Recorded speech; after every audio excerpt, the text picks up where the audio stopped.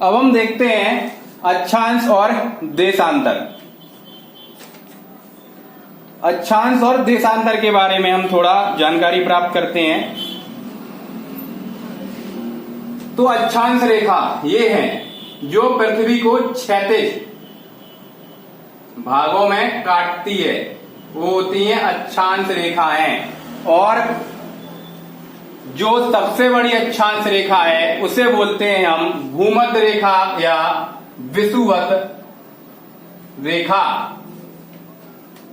भूमध्य रेखा या विषुवत रेखा ऐसे बोला जाता है, जो सबसे बड़ी अक्षांश रेखा है और एकमात्र यही अक्षांश रेखा है जो पृथ्वी को दो बराबर भागों में बांटती है।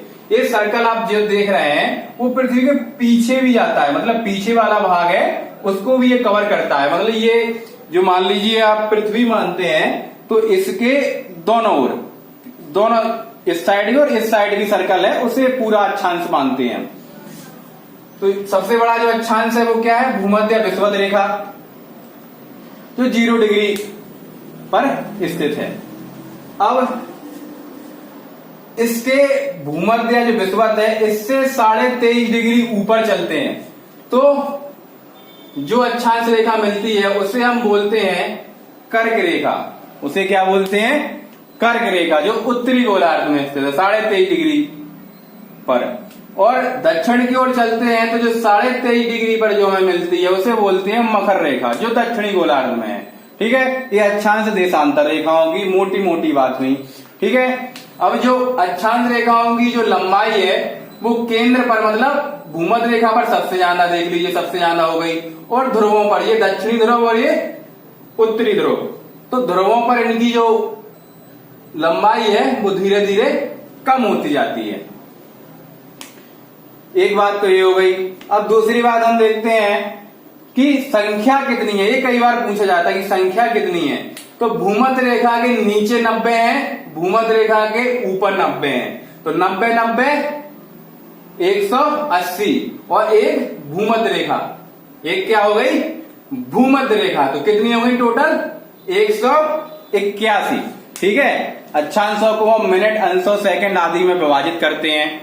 इसके बाद अक्षांश अब होता क्या है, चलिए इसकी परिभाषा देख लेते हैं। तो 0 डिग्री से ऊपर या नीचे किसी भी यामोत्तर पर पृथ्वी के केंद्र से दूरी ही अक्षांश कहलाती है। मान लीजिए ये पृथ्वी का केंद्र है, ये केंद्र हो गया, और इस केंद्र से ऊपर या नीचे की जो दूरी है वो किसी भी यामोत्तर पर अक्षांश कहलाती है। मतलब किसी भी बिंदु पर अच्छा लंबवत रूप में अक्षांश कहलाती है। इस बिंदु से लंबवत रूप में जो होगा, जितनी भी रेखाएं होंगी वो सब अक्षांश कहलाएंगी। तो ऊपर 90, नीचे 90, एक भूमध्य, टोटल 181। ये सबसे ज्यादा इंपोर्टेंट यही है। ठीक है, और एक ऐसी होती है क्षैतिज होती हैं, लेटी हुई होती हैं। इसके बाद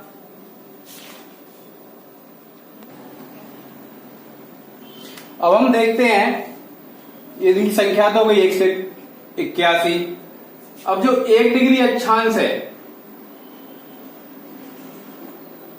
इसकी जो दूरी होती है, दो अक्षांशों की मतलब बीच की दूरी, मतलब एक के बाद दूसरी अक्षांश आएगी तो इनकी बीच की दूरी होती है 111 किलोमीटर। ठीक है, और इसे मिनट, सेकंड और अंकों में विभाजित किया जाता है। तो 1 मिनट बराबर क्या होता है? 60 सेकंड। ठीक है, और एक अंश बराबर क्या होता है? 60 मिनट। ठीक है, ये बात हो गई। अब हम बात करते हैं देशांतर रेखाओं की। देशांतर रेखाओं की बात करें तो देशांतर है जो 0 डिग्री प्रधान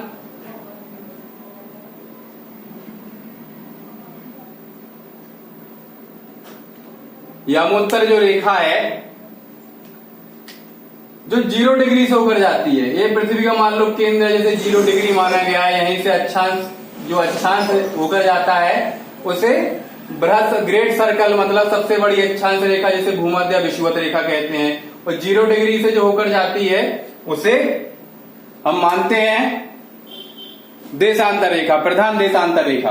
तो 0 डिग्री जो देशांतर रेखा है, जो सबसे बड़ी रेखा मानते हैं हम देशांतर में, उसके पूर्व या पश्चिम जितनी भी रेखाएं होती हैं वो सभी देशांतर रेखाएं कहलाती हैं। और 2 देशांतर रेखाओं की सबसे ज्यादा दूरी कहां होती है? इधर केंद्र पर, पृथ्वी के केंद्र पर 0 डिग्री पर सबसे ज्यादा इसकी दूरी होती है। और वह दूरी जो होती है वह कितनी होती है? भूमध्य रेखा पर जिसकी दूरी जो होती है इधर, ये भूमध्य रेखा पर देशांतर रेखाओं की सबसे ज्यादा दूरी पाई जाती है, तो वो कितनी होती है? 111.32 किलोमीटर भूमध्य रेखा पर इसकी सबसे ज्यादा दूरी होती है। देशांतर रेखाओं की बात करें तो प्रत्येक देशांतर रेखा पृथ्वी को 2 बराबर भागों में बांटती है। पृथ्वी को 2 बराबर भागों में बांटने वाली रेखा कौन सी है? देशांतर रेखा। देशांतर रेखा को हम क्या बोलते हैं अंग्रेजी में? लॉन्गिट्यूड। और अक्षांश को क्या बोलते हैं? लैटिट्यूड, यानी क्षैतिज या बिछी हुई, लॉन्गिट्यूड यानी लंबवत जो खड़ी हुई है। अब देशांतर की और हम बात करते हैं तो इनकी कुल टोटल जो संख्या होती है वो 360 होती है। कितनी होती है? 360, यानी 0 से लेकर 180 डिग्री इधर और 180 डिग्री इधर, 0 भी उसमें ये प्रधान है, वो भी इसमें शामिल होती है।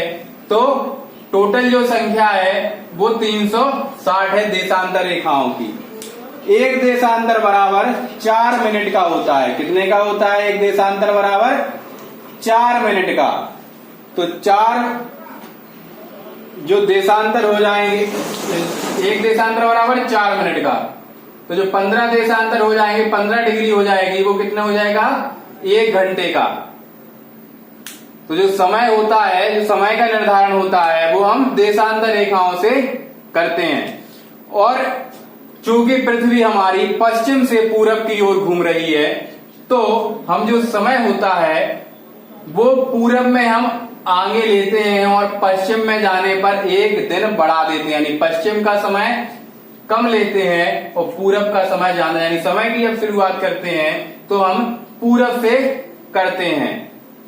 और जो समय का निर्धारण करने वाली रेखा है वो 180 यामोत्तर अंतरराष्ट्रीय, जिसे तिथि रेखा कहा जाता है, वो कहलाती है।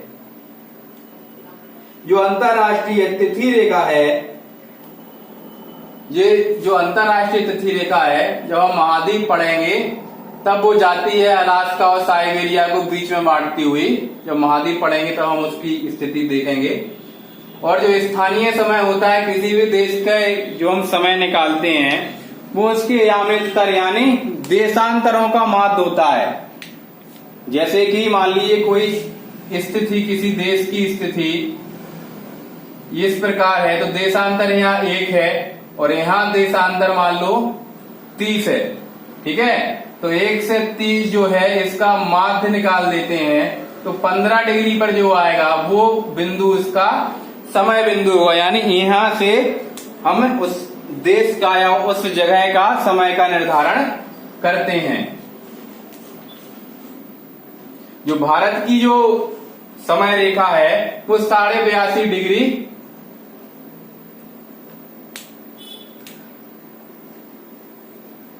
ईस्ट मतलब पूरब में है, जो कहां से? इलाहाबाद से होकर इलाहाबाद का जो नैनी है वहां से, उसके पास से होकर गुजरती है। तो ये बात हो गई अक्षांश और देशांतर रेखाओं की। एक बिंदु और देशांतर में 2 देशांतर रेखाओं की जो बीच की दूरी होती है, जो बीच की दूरी है, ये इसे बोलते हैं गोरे। इसे गोरे नामक वैज्ञानिक ने खोजा था। तो 2 देशांतर रेखाओं की बीच की दूरी को गोरे कहा जाता है। अब हम बात करते हैं